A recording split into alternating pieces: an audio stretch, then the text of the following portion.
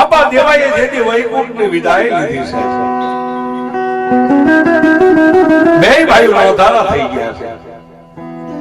જેને મારી નારાયણી દેવ સિવાય કોઈનો આધાર નથી સાહેબ. પણ એ વખતે એ સમયની મારી બા જેની જનેતાનું મેં હમણાં કીધું ગુજળું દૂધ હોય એની કુખેથી આવા સપૂતો જલમે છે. બાપનું ગામતરું થઈ ગયું વાત કે તો ભૂલી ગયા સાહેબ.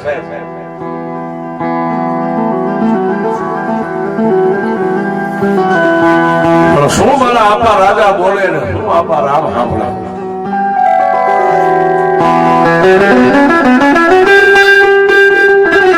બે ભાઈના ખોડિયા જુદા છે પણ જીવ એક છે સાહેબ.